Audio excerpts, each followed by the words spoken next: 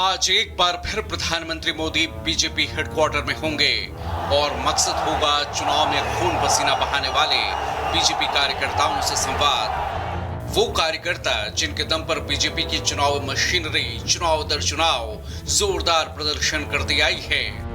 कार्यकर्ताओं की मेहनत को सियासी जमीन पर लोगों को पार्टी से जोड़ने में उनकी भूमिका की सराहना के लिए पीएम मोदी आज उनसे संवाद करेंगे। बीजेपी के भीतर लोकसभा चुनाव परिणामों को लेकर समीक्षा का दौर जारी है। यूपी में जहां पार्टी की समीक्षा बैठक में कार्यकर्ताओं के नाम पर सियासी तीर चलाए गए, उससे बीजेपी आलाकमान सतर्क है। डिप्टी सीएम केशव प्रसाद मौर्य ने संगठन को सर्वोपरि बताते हुए खुद को डिप्टी सीएम से पहले कार्यकर्ता करार दिया और इशारों में सीएम योगी की कार्य प्रणाली पर निशाना साधते हुए कार्यकर्ताओं की पीड़ा को खुद की पीड़ा से जोड़ दिया। भारतीय जनता पार्टी के कार्यकर्ता को किसी भी स्थिति में बैकफुट पर आने की आवश्यकता नहीं है, किसी भी स्थिति में नहीं है। संगठन सरकार से बड़ा है, बड़ा था, बड़ा रहेगा। सबसे जो जनप्रतिनिधि है उनसे यही अपेक्षा है। हम पहले कार्यकर्ता नहीं कुछ बनते क्या नहीं, इसे सभी कार्यकर्ताओं को मान सम्मान है, उनकी समस्याओं का सर्वोच्च प्राथमिकता के आधार पर समाधान करें। उसके बाद जो हुआ वो सियासी सुर्खियां बनी। मौर्य दिल्ली तलब किए गए। प्रदेश बीजेपी अध्यक्ष भूपेंद्र चौधरी भी दिल्ली आए। आला कमान ने साफ साफ सियासी पैगाम दे दिया। यूपी में योगी उपयोगी हैं, उनकी स्वीकार्यता है, लिहाजा यूपी में योगी ही बॉस बने रहेंगे। हाँ, भूपेंद्र चौधरी ने अपने इस्तीफे की पेशकश जरूर कर दी, लेकिन उन्हें फिलहाल अगले 2 महीनों तक के लिए पद पर बने रहने को कहा गया। यूपी बीजेपी में अंदर खाने जारी उठापटक के बीच सीएम योगी राज्यपाल से मिले तो कैबिनेट में बदलाव की चर्चाओं ने भी जोर पकड़ लिया। हालांकि इससे पहले सीएम योगी ने यूपी में 10 विधानसभा सीटों पर होने वाले उपचुनाव को लेकर मंत्रियों के साथ बैठक की। सीएम योगी के आवास पर हुई मंत्रियों की बैठक में योगी ने 30 मंत्रियों की टीम बनाई। सीएम योगी की टीम में 2 डिप्टी सीएम नहीं हैं। मीटिंग में प्रभारी मंत्रियों ने अपनी बात भी रखी। मंत्रियों ने कहा कि जिताऊ उम्मीदवार को ही टिकट मिले, सिफारिश पर टिकट नहीं मिलना चाहिए। मुख्यमंत्री गार्जियन है, हमारे अभिभावक है, मार्गदर्शक है। निश्चित रूप से चर्चा होती है पार्टी संबंधित, विकास से संबंधित, मुद्दों से संबंधित, जनता के समस्याओं से संबंधित तो है और सामने चुनाव है उस पर चर्चा हुई है और आगे किस तरह की जो जिम्मेदारी दी गई थी वो हम लोग पूरा करेंगे। सरकार की जो चर्चाएं होती है, हर प्रकार की चर्चाएं होती है, बाढ़ से लेकर सभी समस्याओं की चर्चा होती है, अपने विभाग की चर्चाएं होती हैं, उसमें चुनाव की भी चर्चा हुई और ये सभी का मत बना कि 10 की 10 सीटें हमें जीतना है। जाहिर है यूपी की कमान बाबा के हाथों में है और बाबा का मतलब है विवादों पर विराम। खुद पीएम मोदी ने कुछ वक्त पहले यूपी के लिए योगी को किस कदर उपयोगी बताया था, जरा वो सुन लीजिए।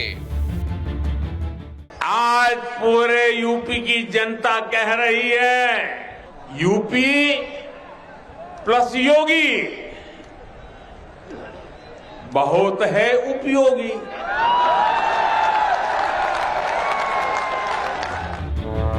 फिलहाल यूपी में उठे सियासी बवंडर पर ब्रेक लगता दिखाई दे रहा है। तैयारी उपचुनाव में जीत की है, लोकसभा चुनाव का बदला उपचुनाव में लेने की है। केशव प्रसाद मौर्य भी दिल्ली से लखनऊ लौट आए हैं, लेकिन अब बीजेपी के भीतरी विवाद पर सपा ने चुटकी ली है। केशव प्रसाद मौर्य की लखनऊ वापसी हुई तो बिना नाम लिए अखिलेश ने लिखा, लौट के बुद्धू घर को आए। अखिलेश ने यह तीर केशव प्रसाद मौर्य की तरफ ही चलाया था, जो दिल्ली से आलाकमान की नसीहत के साथ वापस लखनऊ लौटे। दिन भर अखिलेश और केशव प्रसाद मौर्य के बीच सोशल मीडिया पर वार पलटवार चलता रहा।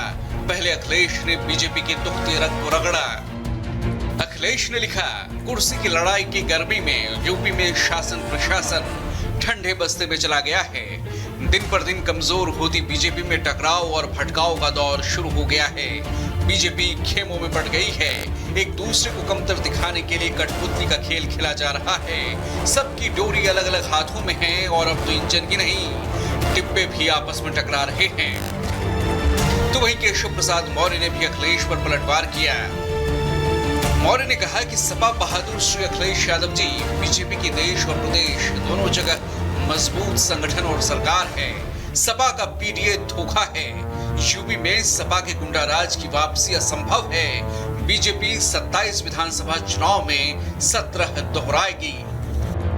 पीएम मोदी की कार्यकर्ताओं से आज की मुलाकात में संदेश साफ है कि बीजेपी में कार्यकर्ता संगठन की रीढ़ हैं और जब बात यूपी की आती है तो आपदा में जिस अवसर की तलाश कुछ नेताओं की थी वो अभी पूरी नहीं होने वाली।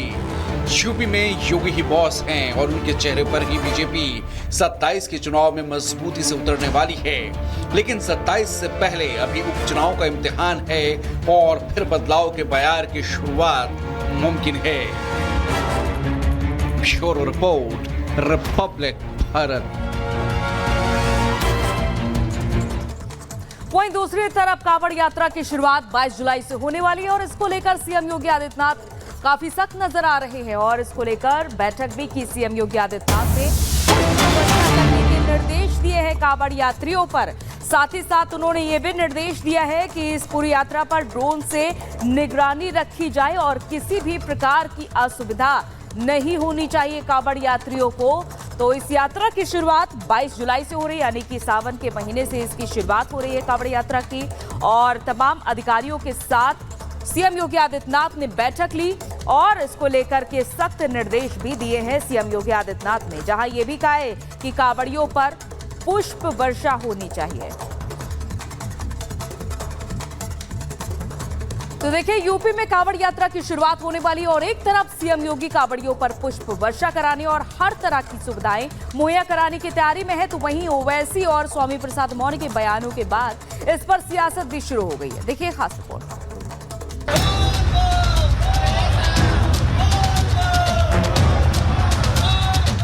22 जुलाई से यूपी में कांवड़ यात्रा की शुरुआत होने वाली है।